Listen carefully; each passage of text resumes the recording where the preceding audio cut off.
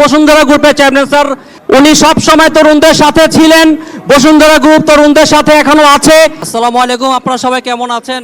আপনাদের সবাইকে আমি অন্তর থেকে ধন্যবাদ দিতে চাই যে মাত্র 3 দিনের নোটিশে আপনারা সবাই যারা আছেন অবশ্যই গত পরশুদিন হয়তো ফেসবুকে বা পত্রিকায় আপনারা এই কনসার্টের কথা দেখেছেন এবং আমি খুব কৃতজ্ঞ।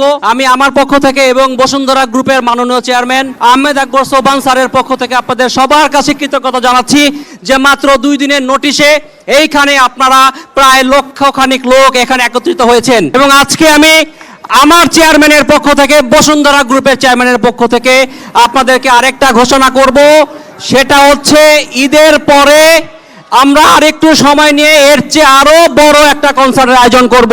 বসুন্ধরা গ্রুপের চেয়ারম্যান যিনি খুব অল্প সময়ে সময়ের সাথে সাথেই আমাদেরকে অনুমতি দিয়ে দিয়েছেন, আমরা আমাদের সেই মাননীয় চেয়ারম্যান স্যারের জন্য একটা করতালি চাই, সবার পক্ষ থেকে একটা করতালি চাই। এবং এখানে আমি আমার চেয়ারম্যান স্যারের পক্ষ থেকে বসুন্ধরা গ্রুপের চেয়ারম্যান স্যার উনি সব সময় তরুণদের সাথে ছিলেন। বসুন্ধরা গ্রুপ তরুণদের সাথে এখনো আছে। আমরা দক্ষিণ মহাদেশের সবচেয়ে বড় স্পোর্টস সিটি করেছি, আমরা বসুন্ধরা কিংস করেছি, আমরা ক্রিকেট একাডেমি করেছি, আমরা ফুটবল একাডেমি করেছি। এবং আজকে আমি সবাইকে বলতে চাই বসুন্ধরা গ্রুপ এই দেশের প্রতিটা তরুণের সাথে থাকবে, প্রতিটা তরুণের স্বপ্ন পূরণে বসুন্ধরা গ্রুপ সর্বোত্তম সহযোগিতা করবে। এই জন্য আমি এখন ঘোষণা করছি ইনশাল্লাহ ঈদের পরে পয়লা বৈশাখের দিন আমরা আরো বড় আয়োজন করে আরো বড় একটা কনসার্ট করব। সবাই আপনারা সবাই ভালো থাকবেন, সুস্থ থাকবেন।